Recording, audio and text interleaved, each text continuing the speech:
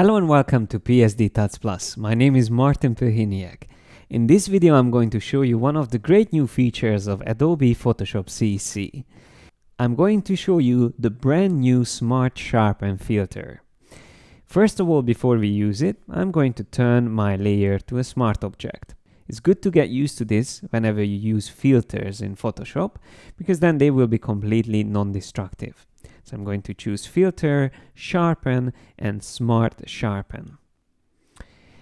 In this dialog box, we have a lot of options, and we can always reduce the amount of options by turning off shadows and highlights. I just want to make sure you understand what I'm doing, so I hide that. And we can always zoom out or zoom into the image. I prefer to look at the image at 100%. That's probably the best way to look at the image. And I would like to see the background and the foreground at the same time. We can see that this image looks already quite nice and sharp, but this is not how it was originally. If I click on it and hold, I can see the original details, and when I let go, we can see what Smart Sharpen did with the image. Let me just zoom to another area. Again, if I click on it, that was before, and let go, and that is after. Now, this is already the new engine behind the Smart Sharpen filter, but if we want to see how it was in the previous version, we can choose from the settings the legacy option. So if I click on Use Legacy, and maybe even more accurate, that will give us the result of the previous Smart Sharpen feature. And we can always turn this on and off by pressing L. So this is the new one. Let's have a look at the new result. Much nicer and cleaner sharpening, while this one was the original one, or the Smart Sharpen, even in Photoshop CS6. So let me just go to this area here on the left, and you can see how much noise this feature had, especially on the background. So by increasing the sharpening, usually we increase noise in the image as well. But if I turn off the legacy and see how Photoshop CC's Smart Sharpen works, and we can see that the noise is gone and only the sharpening effect stays.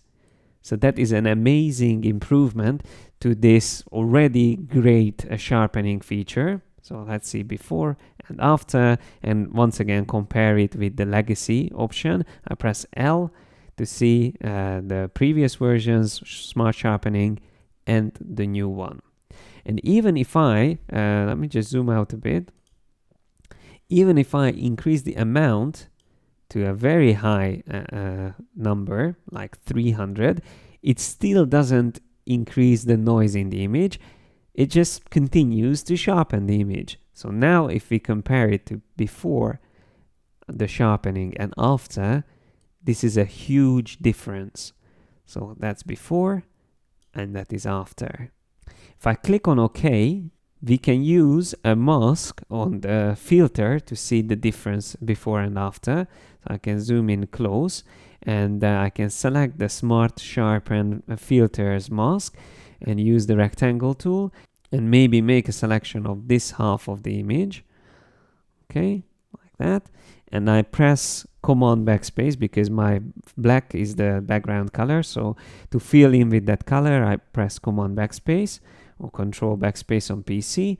And now we can see the difference. So on this eye, we can see before the sharpening, and on the other eye, we can see after the sharpening effect.